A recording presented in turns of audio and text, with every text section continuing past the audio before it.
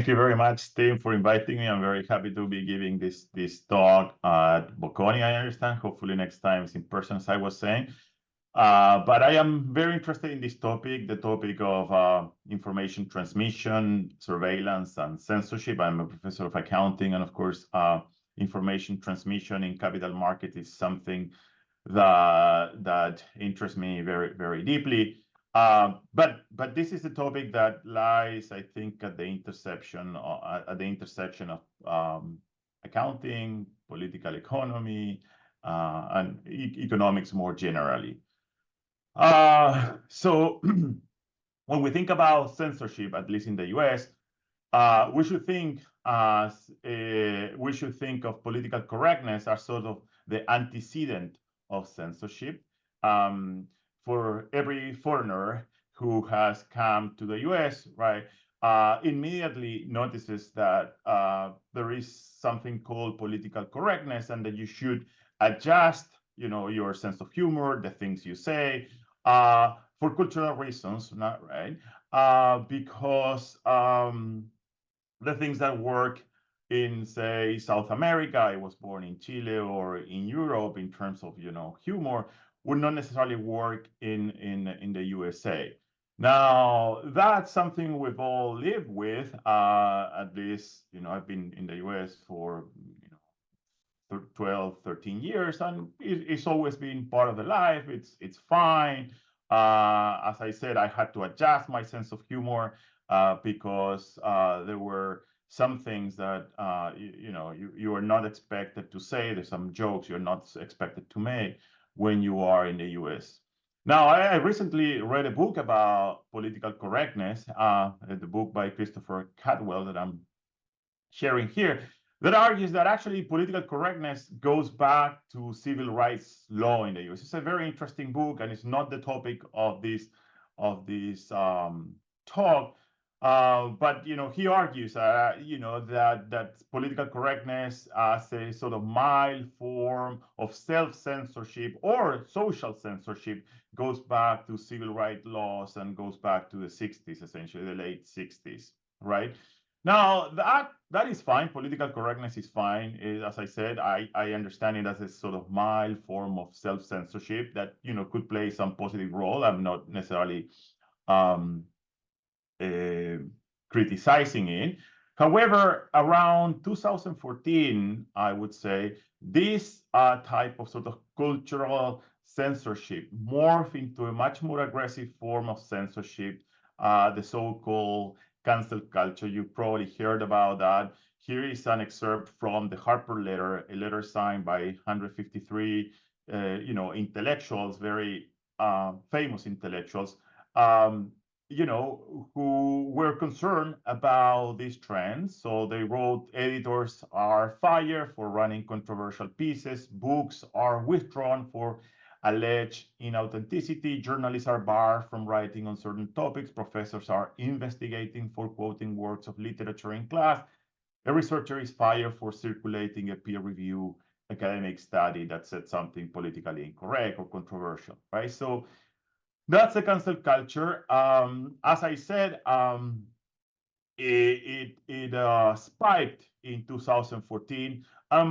I didn't quite notice it until 2020. I am a professor of accounting, so I have nothing to do with controversial topics. So the things I do research about have nothing to do with politics but I've noticed in 2020 that at least the university environment changed very significantly, particularly in terms of self-censorship and actual censorship, but from the bottom up, right? So when we think about cancel culture, we're not necessarily thinking about a central planner, censoring individuals, but this is a form of censorship that is policed from the bottom up by the people, by the culture, or at least a portion of the culture, right? Now, it's obviously a phenomenon that affects the culture. It affects universities. It affects, comedians. It affects Hollywood. It affects science and education, right? If you cannot share your ideas or hypotheses, if you can discuss certain things, then obviously the culture is affected. And again, I'm not taking sort of a normative stance here. There might be some positives associated with the cancel culture. I'm sure there are. But obviously, it's a phenomenon that eventually will affect our ability to share ideas, our ability to transmit information, right? Now, as I said, it's mostly and primarily a cultural phenomenon, but it's also a phenomenon that affects corporations, that affects corporations' ability to communicate and make decisions, right? And it's actually a process that I think is highly related to boycotts when it comes to corporations. Corporations are affected by this environment. Sometimes they are compelled to make some statements. Sometimes they decide to make some statements, and then they have to suffer a huge boycott. This is the case of Bud Light in the U.S. that started um, issuing messages related to transgender ideology and face a huge consumer boycott by their consumer base, which is traditionally more conservative. I don't know exactly the reason, but some of Bud Light's consumers were upset by this ads. They didn't want to be lecture on social issues, and maybe they didn't even agree. And so that actually led to a significant loss in market share, but it also led to a huge decrease in the stock price. I don't know whether Bud Light has recovered, but all of that to say that this phenomenon that I'm trying to talk about affects universities, but may also affect firms' ability to communicate with the public and firms' decisions. Right? There may be projects that firms cannot invest anymore on, or there are things that firms are expected to say, there are causes they are expected to endorse. And so all of that, again, to sort of reiterate the idea that this cancel culture is not just a university phenomenon, but one that can affect, the capital market and corporations, right? That's all I will say to try to relate this talk to accounting and finance. But let me go back to the idea, to the cancel culture, and the way I lived it from an American university. I don't understand very well the reality or the intensity of this problem in European universities, but I personally felt that the academic environment and the openness climate changed very significantly in 2020. I saw the politicization of universities. By the way, the politicization of K through 12, so essentially schools, started making very strong political statements about different topics, right? Things related to, I mean, you probably know it, related to racism, sexism, related to climate change, sustainability. So I was kind of concerned because I noticed that the university were now doing something that was sort of new to me. They were endorsing ideologies, whether you like or not the ideology. The universities were supposed to be neutral, politically neutral institutions, but I saw them openly endorsing certain political ideas on their websites.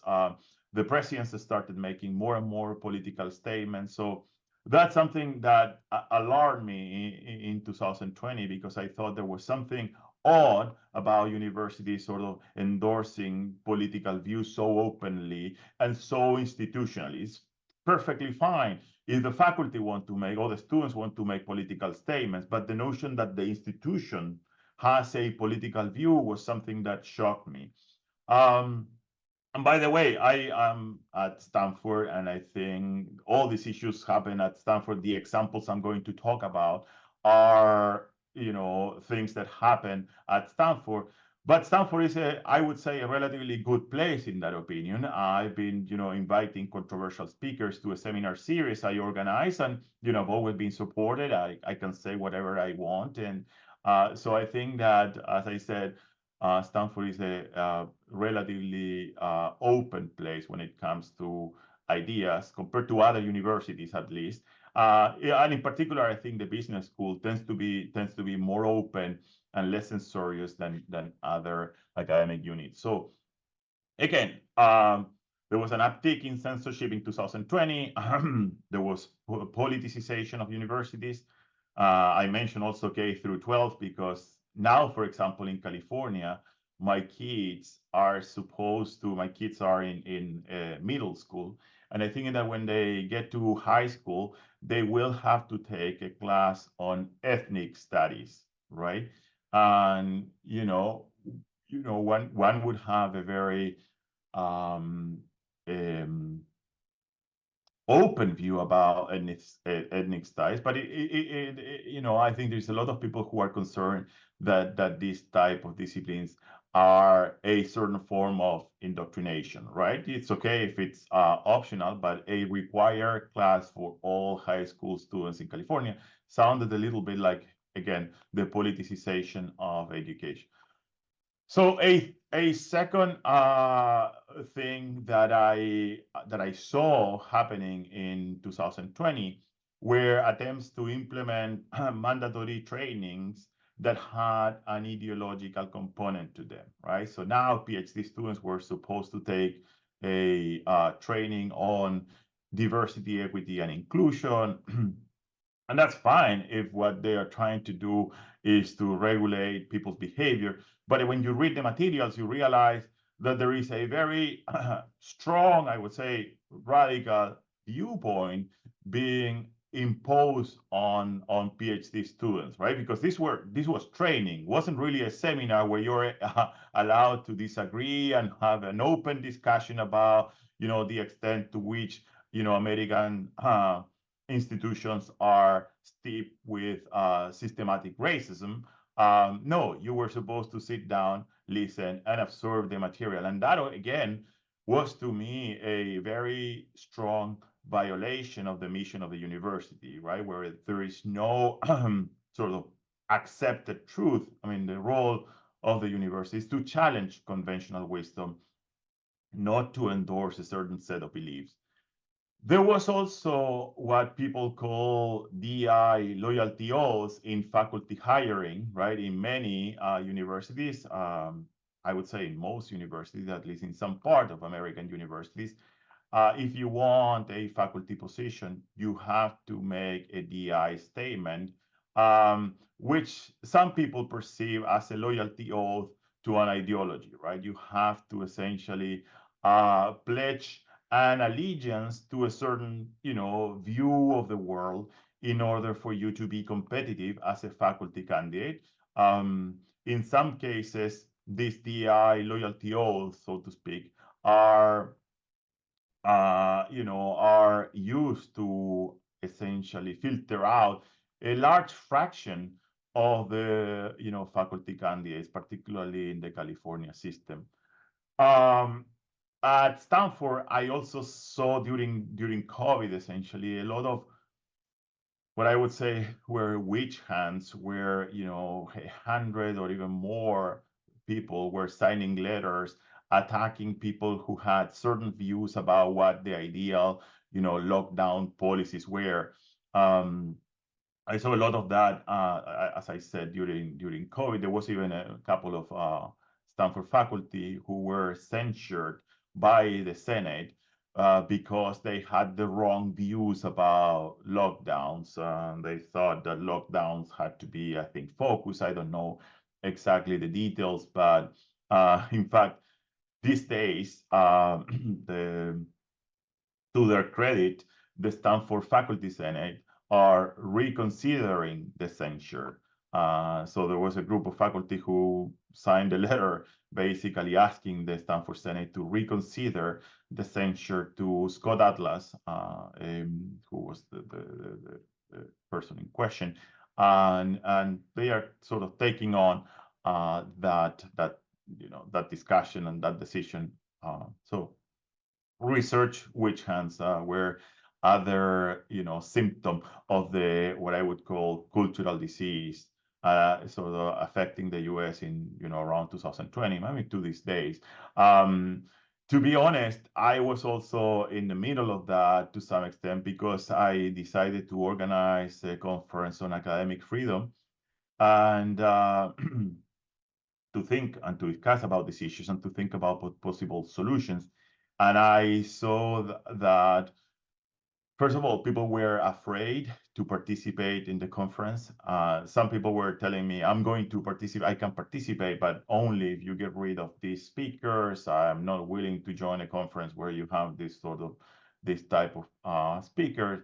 So you have to get rid of them for me to be willing to join. And there was actually a letter circulated by, some Stanford faculty asking for the university to distance itself from this conference again, because I had invited 3 out of 36 speakers were kind of controversial, but it was a conference about academic freedom, so it was bound to have some controversial speakers. So again, I think the point I'm trying to make is that this type of censorship that in principle should affect or would affect cultural discussions and maybe comedians was also affecting the ability of academics to discuss issues and even do some research, right? Because they were facing some sort of attack that wasn't really rebutting their arguments, but attacking them personally and attacking their employments essentially. So there was one thing that was also particularly hilarious, I would say, particularly absurd, which was an attempt by the Stanford IT people to create a list of words that have to be eliminated from Stanford internal and external communication. This was a 14-page list of words that were deemed to be harmful language. And so, as I said, the words included, for example, brave. So they tell you, do not use the word brave. And why? Well, because the term perpetuates the stereotype of the noble, courageous savage, equating the indigenous male as being less than a man. So that was there. As I said, the list was actually very, very long. And even the word American was part of that list of harmful language. So they say, do not use the word American, use the word US citizen. This term often refers to people from the United States only, thereby insinuating that the US is the most important country in the Americas, okay, which is actually made up of 42 countries. So, and I can sympathize with that because I'm from South America, but I thought it was particularly this initiative was particularly ridiculous. Of course it was scrapped right away because there was outrage all over the country and headlines about this absurd, absurd list. So as I said, this was maybe more innocuous because it was so ridiculous that it was actually scrapped very quickly. And then there was something that was maybe less innocuous, which actually is very well spread in American universities. I don't know if that's also true in Europe, which are anonymous bias reporting systems, right?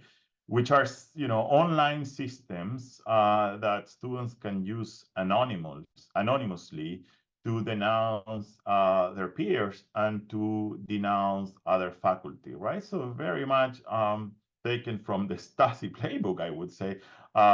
This is obviously very concerning that, somebody can be accusing you of different things, right? You will never know that. And this is a store in an online system actually administered by a third party. The system can be potentially hacked, or the information can leak. And 30 years down the line, your reputation may be essentially affected by by whatever accusation somebody made against you. Whether it was fair or not doesn't really matter. You never had the opportunity to defend yourself. Obviously, those systems are do not, they're completely inconsistent with the idea of due process.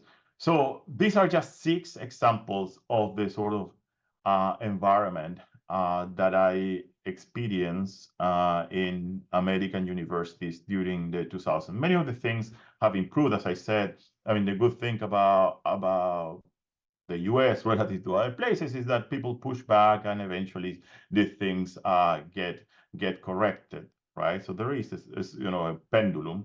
I don't know if the pendulum has been, the pendulum idea is going to be enough to limit the excesses, but there's definitely a reaction, and in some cases there is an overreaction, I would say, to the things. Sometimes the remedies are worse than the disease, right?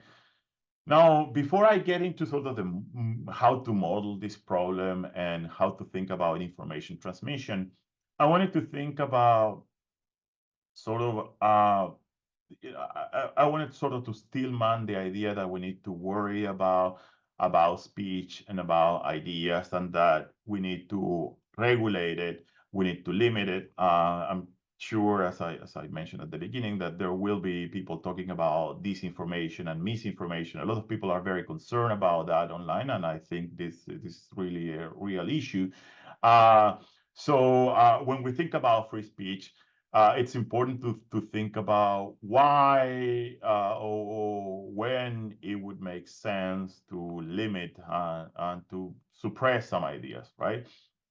It's obvious that some ideas can be offensive to some people, right? Some people would say that words can harm, that words are violence. I won't go as far as that, but it's obvious that ideas are or can be offensive to some people. When we think about religion, critiques to certain religions or to all religions will obviously offend, the people who believe in those religions. I remember that my father-in-law was a philosopher, and he told me that, at some point, he was interested in this patient who had, I think he was a schizophrenic, and who thought that he didn't have a body. So he was convinced that he had a soul, but he was completely convinced that he didn't have a body. So my grandfather, as a philosopher, for some reason decided to go and talk to this person, interesting person who was so convinced that he had a soul but not a body. So he had a meeting with this person, and the conversation went perfectly well until the end, when the person said to my grandfather, "I am really sorry, to have come to this meeting without my body." Right. And so my grandfather sort of pushed back and said, "But how come? I can see you obviously have a body." And then the person was really offended and got completely upset. And so this is just an anecdote to sort of make the case that, of course, ideas can be offensive. And, in fact, many ideas, maybe most ideas, will eventually be offensive to some people if they challenge whatever very deep and intimate beliefs they may have, right? So I'm not dismissing point one. I'm saying this could be a reason to limit speech. We got to be careful, because as Robert Scrudon, is it Robert Scrudon, the philosopher, the British philosopher, used to say, right? To take offense is not necessarily the same as to give offense, right? And we need to make a distinction between the two. The second point that may justify limits to free speech is that some ideas and some errors are dangerous, right? Especially if, let's say, we have authority, and we are advocating a policies, right? So when we think about COVID policy, many people, both within and outside Stanford, thought that the people who were challenging lockdowns were essentially making very dangerous statements. I remember that, talking with some colleagues who said that, again, the people who were against lockdowns were, literally killing, thousands of people. I saw these sort of statements being made by, again, people within the universities, and maybe there is something to that. I don't know. I don't want to discuss the specifics of that, but it's obvious that some ideas can be dangerous, especially if they lead to decisions that are risky, right? And so there has been this push, I think, in American universities to regulate speech or to think about regulations of speech, where if you want to speak out about a topic, you need to have expertise. There is this notion that you should stay in your lane. If you're an economist, you shouldn't be talking about COVID policy or health policy. If you're a lawyer, you shouldn't do it. You shouldn't do it either. There was actually a legal expert at Stanford who predicted that there would only be 500 deaths in total. So he completely miscalibrated his model. He made this prediction, and obviously then afterwards he corrected it. After day 5, he had to correct it. But this shows that there is also some truth to the idea that perhaps when we speak out, we need to have a certain expertise, right? Of course, there are a lot of complications about this issue, because first we need to define what expertise is, what are the boundaries of expertise, et cetera, et cetera. So it's not something that is easy to implement in practice. There is a third argument against free speech that is more philosophical in nature, I would say, but also one that we should consider, which is that free speech essentially perpetuates injustice, inequality. So Herbert Marcuse in the 70s or 80s, I think, wrote about this in a book called Repressive Tolerance, where he argues that free speech is a tool to perpetuate injustice. And so if we want social justice, we have to essentially censor the speech rights of oppressors, because otherwise we won't be able to overturn the equilibrium. Okay? As I said, I think these arguments have merit. I would not dismiss them. Some ideas do offend people, as I said before. So we think about, say, religion or transgender ideology or any hot button issue. Even if we think about sports, when we have people from different teams arguing about who is the best soccer player or what is the best soccer team, we can get into very heated conversations, because people take these ideas very personally, right?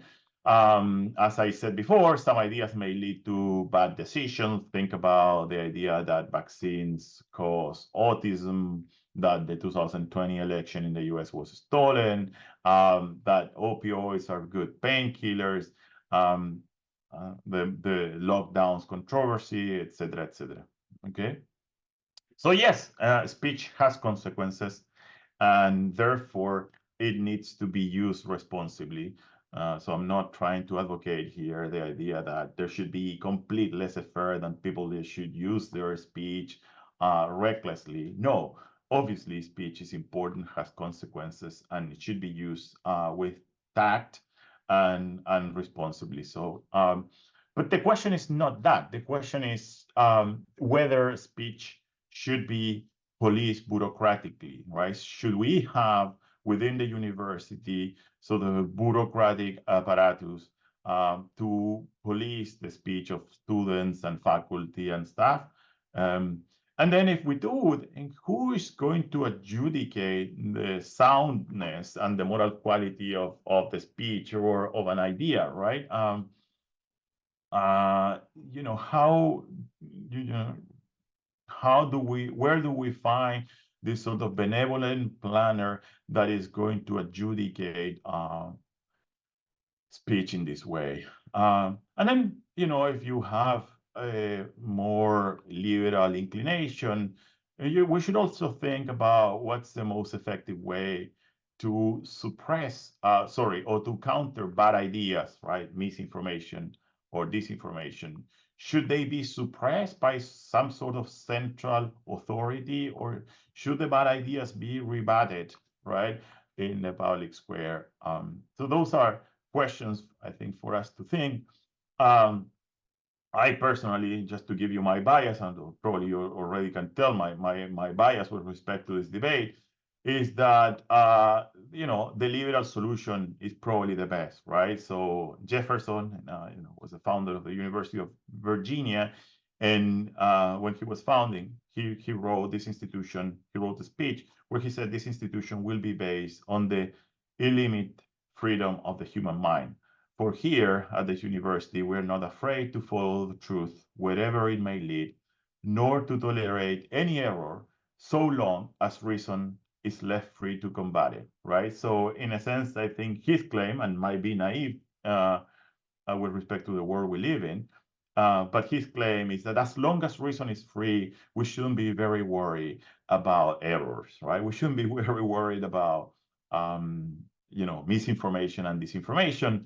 The problem comes when reason is not left free to combat the errors. That's the real problems, right? So let me give you you know, a very short epistemology of free speech, right? In other words, let me think about theoretical conditions under which suppressing ideas makes sense from, I guess, a intellectual perspective or even a welfare perspective.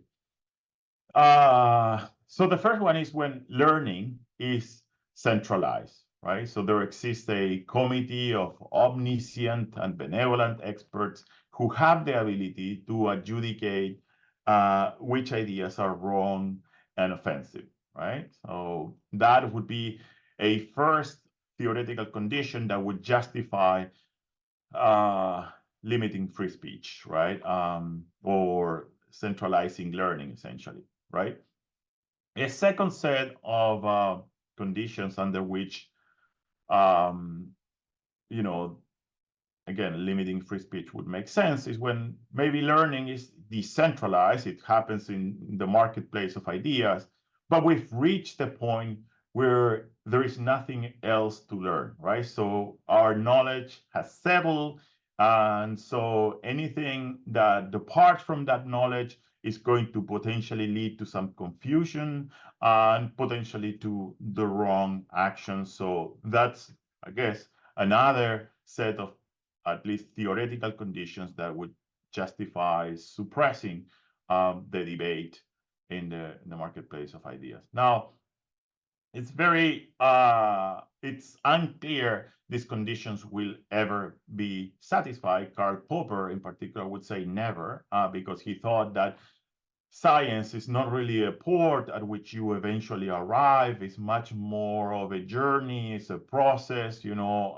knowledge is always provisional, and it's always tentative, right? That's sort of the, I think, liberal epistemology, right? That essentially questions that any of these sets of theoretical conditions will ever be satisfied, and that's why it's important.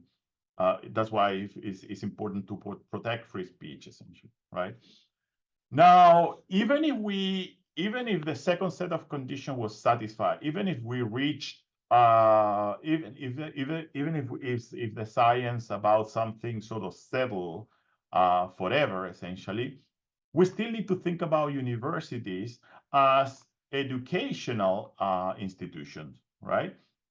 And in that context, one may think, well, the science has settled, but for our students to be able to learn the science, it's important that they see both sides of the argument, right?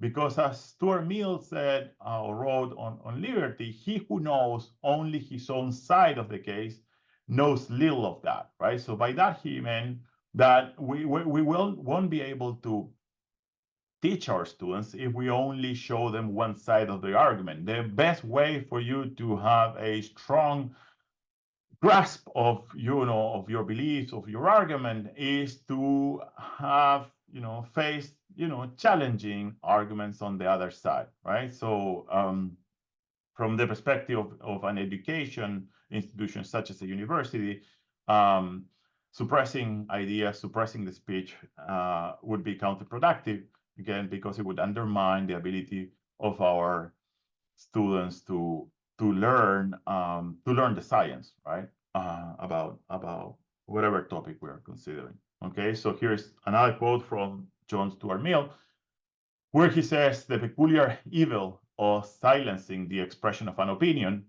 is that it is robbing those who dissent from this opinion still more than those who hold it.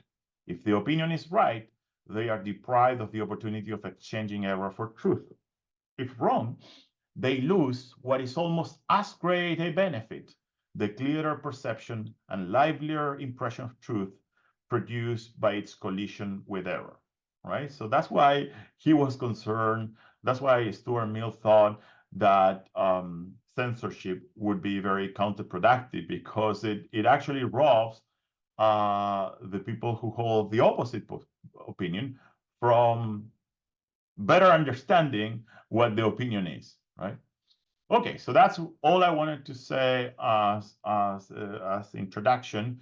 I now want to think about how to model the problem, this problem of the cancel culture, and how it affects information transmission, right? Is there something interesting we can say about information transmission when we face a censorious culture, right? And before I go to the modeling aspect, let me define the cancel culture by using this definition by Ross Duhat from the New York Times, who in an article said cancellation refers to an attack on someone's employment and reputation by a determined collective of critics based on an opinion or an action that is alleged to be disgraceful and disqualifying.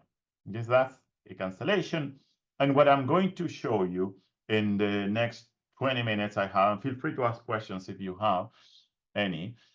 But what I'm going to show you is what I'm going to try to do is to show you a model that where we ask how cancellation affects the social learning process. We will not talk about whether the cancel culture increases or decreases welfare. Instead, we will study how it affects information transmission. We're going to take a sort of agnostic approach to the question. So if you're concerned about this information, our model will show you how this information can be stopped, right? How the spread of disinformation can be stopped, essentially in equilibrium. Okay, so let me give you the setting very briefly. So we are going to consider a model where there are three types of players. We are going to denote them as S1 and S2, two senders essentially, who will release information sequentially. And at the end of that process, there is going to be a decision maker who is going to make a decision based on the information previously released by the senders. But there is going to be a friction. There is going to be a third type of player the opponent, we could think of that as a group of people who have misaligned incentives and want to disrupt the information transmission between the senders and the decision maker, right?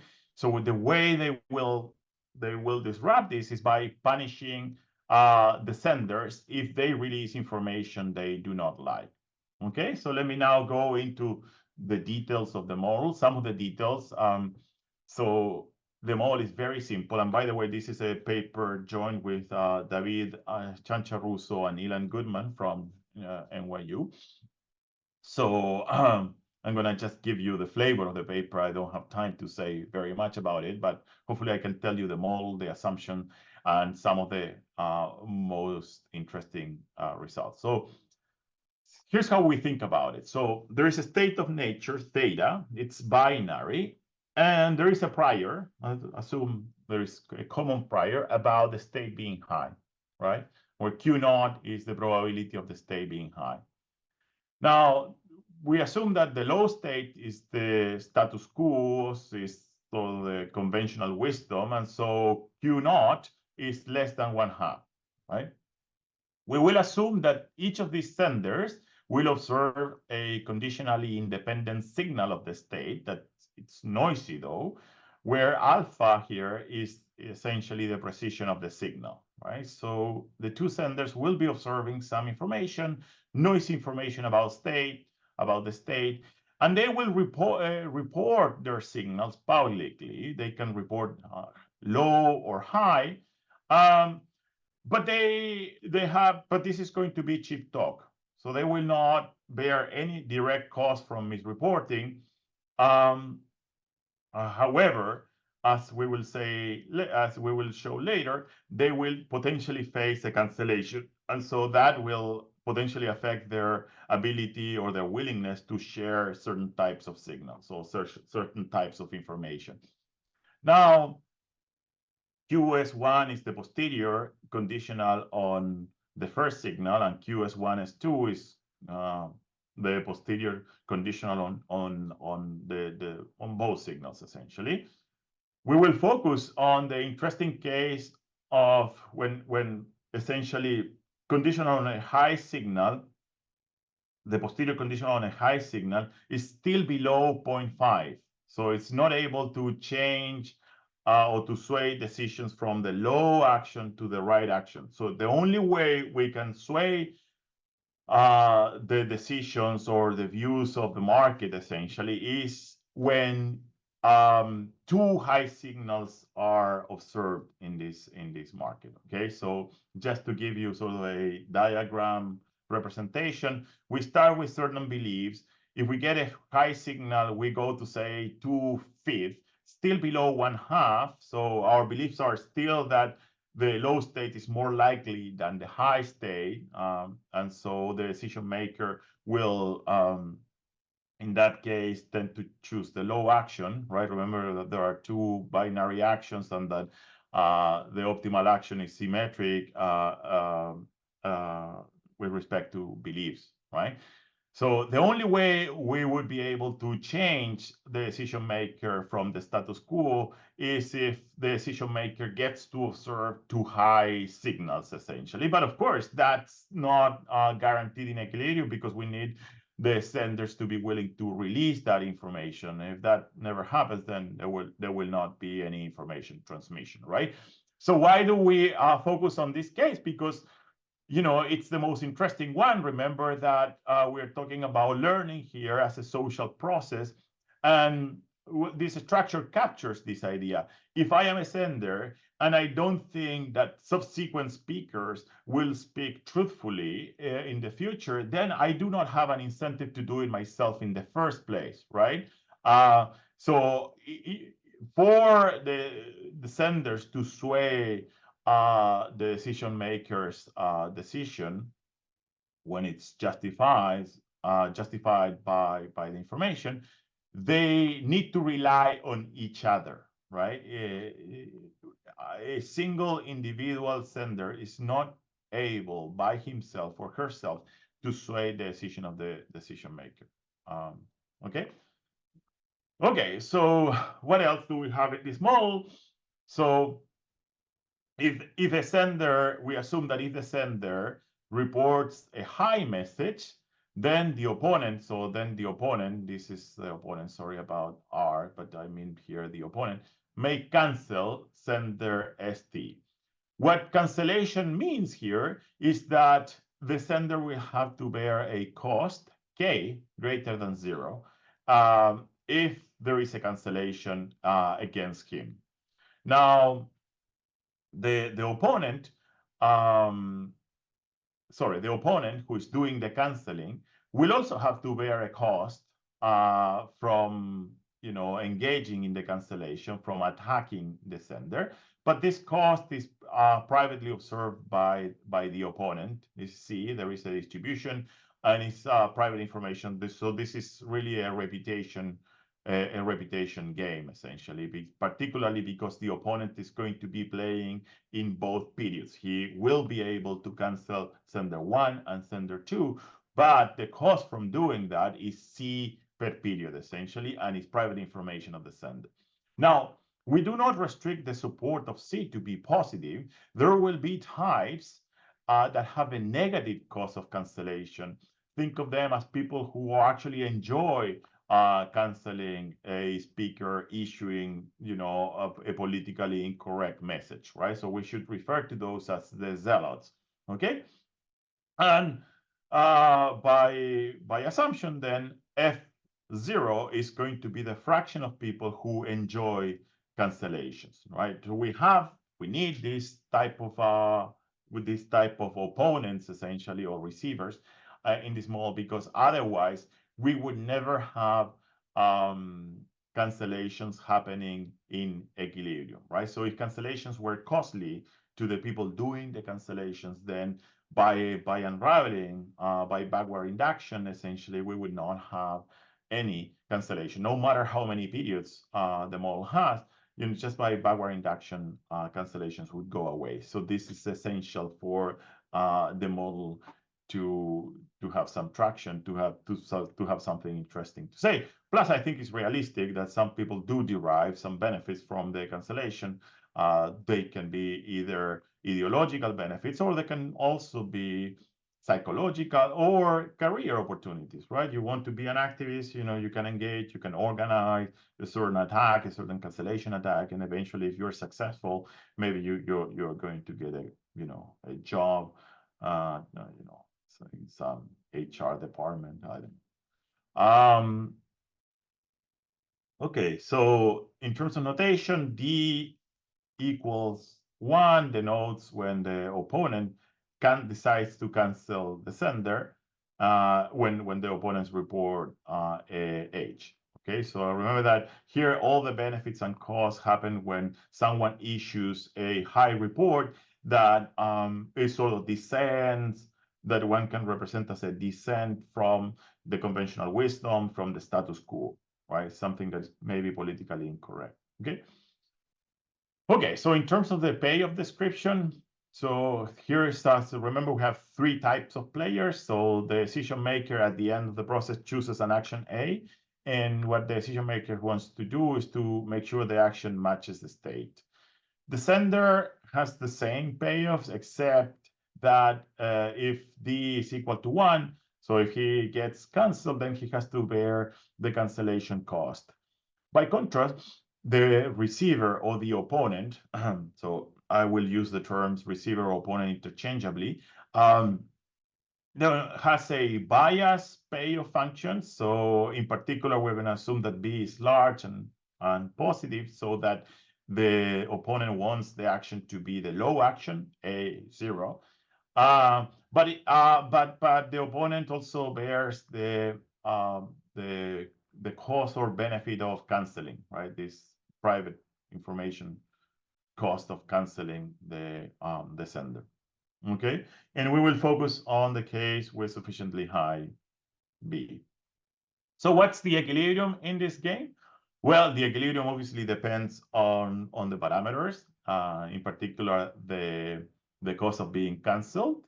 So the taxonomy is kind of natural. We have at the 2 extremes When the cost of being canceled is very low, we will get the senders to reveal the information no matter what, regardless of whether there have been cancellations in the past or whether they think they will face a cancellation themselves. So full information transmission when the cost of being canceled is relatively low, right? On the other extreme, if the cost of being canceled is sufficiently high, then we will have no information transmission. Everybody will be scared of cancellation, and they will always, withhold the information or report the politically correct message, right? Instead of saying that you observe a high signal, you will always say, "Well, I received a low signal," as a way to avoid the cancellation. I don't know if someone has questions about the setting. Happy to answer any clarifying questions. I know I'm rushing. I can squeeze too much information in within an hour, but so feel free to ask questions about the setting or any question you may have. Okay, in between, we have the interesting equilibria.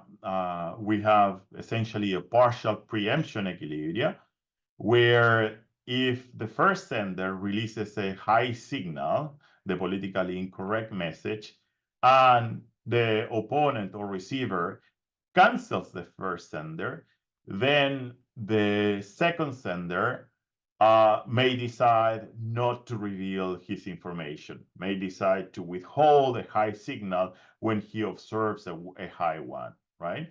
In some cases, this happens with probability 1, right? Where if there is a cancellation, the effect is so chilling that the second sender never shares his information truthfully. In some cases, the self-censorship by the second sender is only partial, so there is a probability that the second sender is truthful even after the cancellation of the first sender. Okay, so how does this work? So in equilibrium, what we are going to have is the following. The first sender is going to report his signal truthfully, whether it's low or high.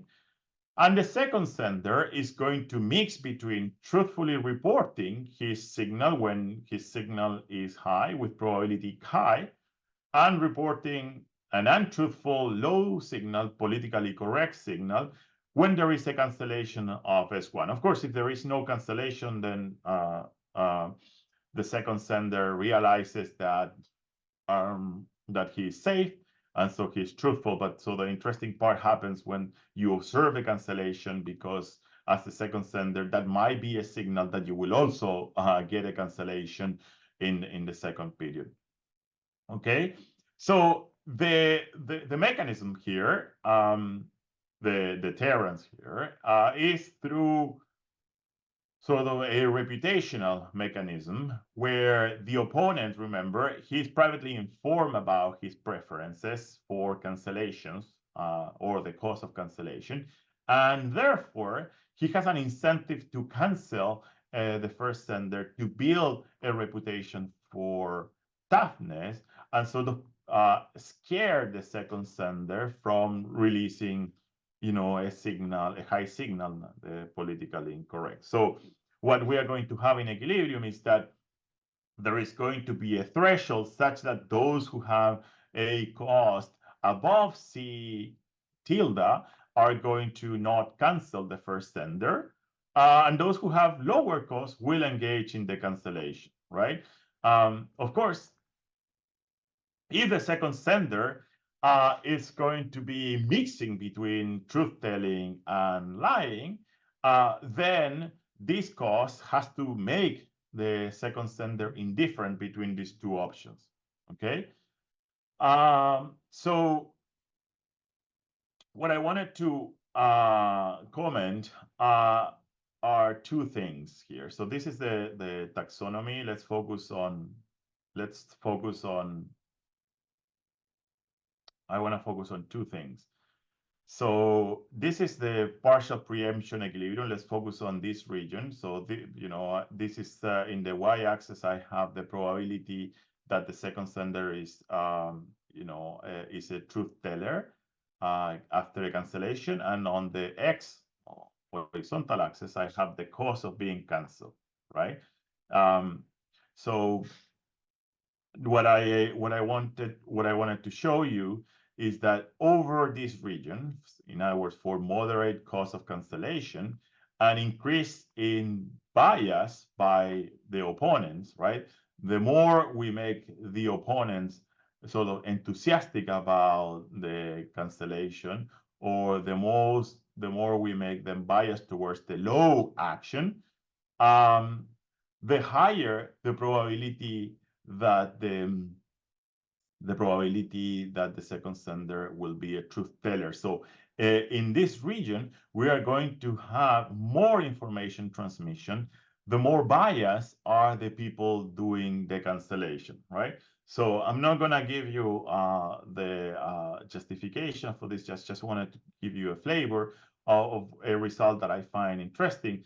The second result that I thought was interesting, and you can probably read the paper if you want to understand why we get this result, is that in this model we can get learning to break down. We can get a discontinuity in the amount of information transmission depending on the cost of being canceled. In other words, if we move, say, from a cost slightly below K4, where the second sender is being truthful with some probability, and think of the red line, and we slightly increase the cost of being canceled, we can completely eliminate information transmission, right? So, small changes in the cost of being canceled can have dramatic impact in the amount of information transmission. What is going on here is that essentially, as we increase the cost, we make it suboptimal for the first sender to be truthful about a high signal. But then we get a sort of unraveling where, if the first sender doesn't have an incentive to report truthfully, then the second sender also doesn't have an incentive to report truthfully, because it just doesn't make any sense. Truth telling, as I said before, is only only makes sense if both agents are willing to be truthful, at least with a positive probability. But as soon as the first sender loses its incentives for truth telling, then the entire chain in the sequence of senders breaks down and the information goes away, right? I thought it was useful to maybe relate this to the idea that perhaps, institutionally, if leaders, administrative leaders or academic administrators, show some leadership when there are cancellations, perhaps, they would be able to have a huge impact, positive impact or negative impact in, the intellectual climate, in the level of openness of the debate within their institution. So I don't have time to talk very much about that, but here are some of the results. I find that cancellation cannot arise unless you have zealots. I find that sender truthfully reports a controversial signal in a way to experiment about the opponent's type. However, in equilibrium, we get opponents who have positive cost from doing the cancellation to cancel as a way to build a reputation. We find that the effect of bias on information transmission is non-monotone, and that small changes in the cost of being canceled can lead to discrete jumps in the level of information transmission. Now, those are the results from the paper I just briefly presented. This is not the only way to model the issue of cancellations or censorship. I've been thinking about that, and I think one could think about cancel culture as a global game where there is a continuum of opponents who get say private signals about the sender's type, and who have to coordinate in order to carry out a cancellation, right? So there is, I think, this strategic uncertainty in some of these cancellation campaigns that can be well captured by a global game if we think that cancellations sort of mirror the idea sort of a bank run or a currency attack. I think some of that is present in the cancellation idea. Or alternatively, one could model cancellations as a war of attrition, right? So institutions face pressure, and the question there is, to what extent you want to push back, how long do you want to push back on a cancellation attempt if you're a corporation or a university? How long should we expect the cancellation attacks to last, et cetera, et cetera. So I am out of time. I'm really sorry. I went over time by 1 minute, but hopefully this was useful. Thank you, team, and thank you, everybody.